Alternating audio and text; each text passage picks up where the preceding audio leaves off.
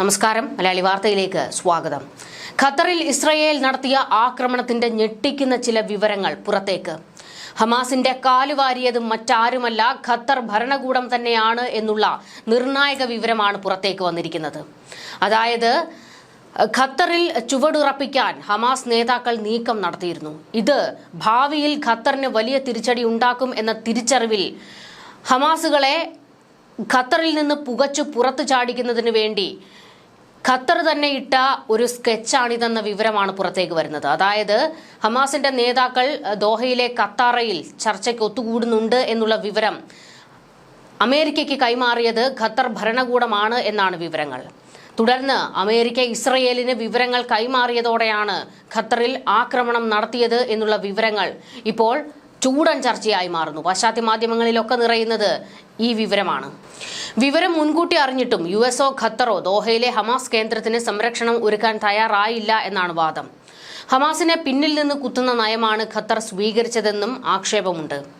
2023 October 7 Hamas നടത്തിയ മിന്നൽ ആക്രമണത്തിന് പിന്നാലെ ഗാസയിൽ ഇസ്രയേൽ അധിനിവേശം ആരംഭിക്കുകയും ഇറാനും സിറിയയും ഉൾപ്പെടെ 5 രാജ്യങ്ങളെ ആക്രമിക്കുകയും ചെയ്തിരുന്നു. എന്നാൽ ഇക്കാലയളവിലൊന്നും ഇസ്രയേൽ ഖത്തറിനെതിരെ തിരിഞ്ഞിരുന്നില്ല.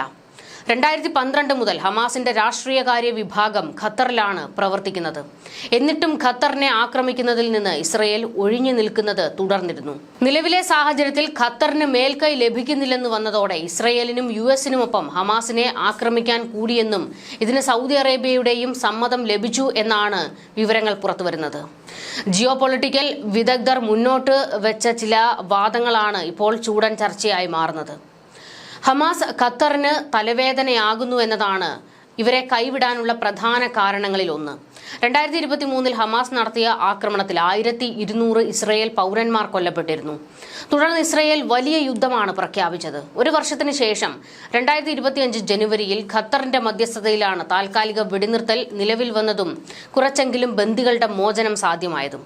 എന്നാൽ പിന്നീട് അങ്ങോട്ട് യുഎസ് നിർദ്ദേശിക്കുന്ന ഇസ്രയേലിന് മേൽക്കൈ നൽകുന്ന വെടിനിർത്തൽ കരാറിൽ എത്തിച്ചേരാൻ ഹമാസിന് മേൽ നിരന്തര സമ്മർദ്ദം ഉയർന്നിരുന്നു. ഇത് ഖത്തറിനെ കടുത്ത സമ്മർദ്ദത്തിലാക്കിയെന്നും ഹമാസ് ഒരു ബാധ്യതയായി മാറിയതോടെ ഇതിൽ നിന്ന് എങ്ങനെയെങ്കിലും പുറത്തു കടക്കണമെന്ന നിലപാടിലേക്ക് ഖത്തർ എത്തിച്ചേർന്നുവെന്നുമാണ് അമേരിക്കൻ അനലിസ്റ്റായ മൊസാബ് ഹസൻ യൂസഫ് പറയുന്നത്. വെടിനിർത്തൽ കരാറിനോട് അനുകൂലമായി പ്രതികരിക്കാൻ ഖത്തർ പ്രധാനമന്ത്രി ഹമാസിനോട് ആവശ്യപ്പെട്ടതും ഇതിന്റെ ഭാഗമാണെന്ന് യൂസഫ് കൂട്ടിച്ചേർക്കുന്നു. സമാധാന ചർച്ചകളുടെ ഭാഗമായി ഖലീൽ അൽ ഹയ്യയെ വകവരുത്തി കളയാമെന്ന തീരുമാനത്തെ പോലും ഈ സാഹചര്യത്തിലാണ് മനസ്സിലാക്കേണ്ടതെന്നും അദ്ദേഹം വ്യക്തമാക്കുന്നു. 1. ഖത്തറിന് തലവേദന ഒഴിക്കണം. ട്രംപിന് യുദ്ധം അവസാനിപ്പിക്കണം. ഇസ്രയേലിന് ഹമാസിനെയും തീർക്കണം. ഈ 3 താൽപര്യങ്ങൾ ഒന്നിച്ചതോടെയാണ് ദോഹ ആക്രമണം ഉണ്ടായതെന്നും യൂസഫ് പറയുന്നു. ഇസ്രയേലി യുദ്ധവിമാനങ്ങൾക്ക് ഖത്തറിലെത്തണമെങ്കിൽ സൗദിക്കും ജോർദാനും മുകളിലൂടെ ഏകദേശം 2000 കിലോമീറ്ററെങ്കിലും പറക്കേണ്ടതുണ്ട്. ഈ 2 രാജ്യങ്ങളും ഇസ്രയേലിന്റെ യുദ്ധവിമാനങ്ങളുടെ സഞ്ചാരം അറിയിക്കാതിരുന്നത് എങ്ങനെയാണ്? ഗൾഫ് രാജ്യങ്ങൾ ആക്രമണം മുൻകൂട്ടി അറിഞ്ഞിരുന്നുവെന്നും ബോധപൂർവം കണ്ണടച്ചതാണെന്നുമാണ് ഡിഫൻസ് അനലിസ്റ്റ് ഹംസ അട്ടാൻ പറയുന്നത്. ഹമാസിന്റെ രാഷ്ട്രീയ നേതൃത്വത്തോട് യോഗങ്ങളിലൂടെയും സുരക്ഷ അതീവ ശക്തമാക്കാൻ തുർക്കിയും ഈജിപ്തും മുന്നറിയിപ്പ് നൽകിയിരുന്നതായി വാൾ സ്ട്രീറ്റ് ജേണൽ റിപ്പോർട്ട് ചെയ്തിരുന്നു.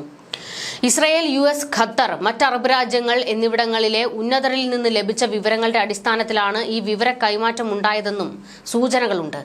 അതായത് ഹമാസിന്റെ നേതൃത്വത്തിനെതിരെ ഒരു നീക്കം നടക്കുന്നുവെന്ന് തുർക്കിക്കും വിവരം കിട്ടിയിരുന്നു. പൊടുന്നനെ ഇത് തുർക്കി ഹമാസിന് കൈമാറിയിട്ടുണ്ടോ എന്നുള്ളതും ഒരു ചോദ്യമാണ്. കാരണം അങ്ങനെ സംശയിക്കാൻ ഒരു കാരണമുണ്ട്.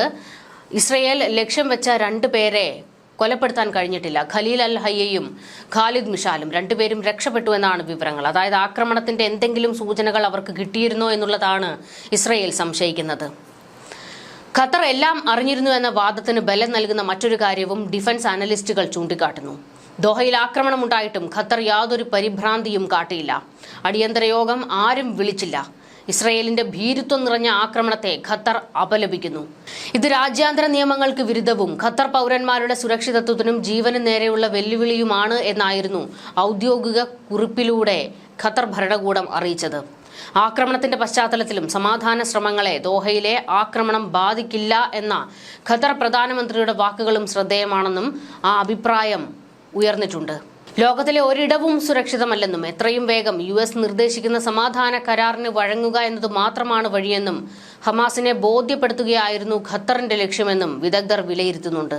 ഇതെല്ലാം ഒരു ഒത്തുകളിയാണെന്നും ഹമാസിനെ ഇല്ലാതാക്കാൻ അമേരിക്കയുടെയും ഇസ്രയേലിനും ഒപ്പം ഖത്തർ, സൗദി ഉൾപ്പെടെയുള്ള അറബ് രാജ്യങ്ങൾ നിൽക്കുകയാണ് എന്നുള്ള വിമർശനവും ശക്തമാകുന്നുണ്ട്.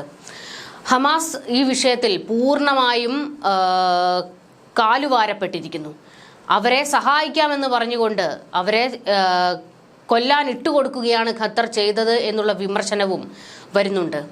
എന്തായാലും ഇസ്രയേലിന് ഒരു സുവർണ അവസരമായിരുന്നു ഖലീൽ അൽ ഹയ്യയെയും ഖാലിദ് മിഷാലിനെയും കൊലപ്പെടുത്താൻ. പക്ഷേ അവർ രക്ഷപ്പെട്ടു എന്നാണ് വിവരങ്ങൾ. ഹമാസും പറയുന്നത് അത് തന്നെയാണ്. പക്ഷേ ഇസ്രയേൽ അവരെ ചൂണ്ടാനുള്ള നീക്കം ശക്തമാക്കിയിരിക്കുകയാണ്. കൂടുതൽ ചാരന്മാരെ ഖത്തറിന്റെ പല മേഖലകളിലേക്ക് ഇറക്കിയിരിക്കുകയാണ്. ഖത്തർ വിട്ടുപോകാൻ സാധ്യതയില്ല. കാരണം അത്രത്തോളം വലിയ സുരക്ഷാ വലയമാണ് മൊസാദ് ഖത്തറിൽ തീർത്തിരിക്കുന്നത്. ഈ 2 തലകൾ കൂടി എടുക്കേണ്ടത് ഇസ്രയേലിന്റെ ആവശ്യമാണ്. അതുകൂടി കഴിഞ്ഞാലേ ബാക്കി അവശേഷിക്കുന്ന ഹമാസിനെ തീർക്കാൻ ഇസ്രയേലിന് സാധിക്കൂ. ന്യൂസ് ഡെസ്ക് മലയാളി വാർത്ത.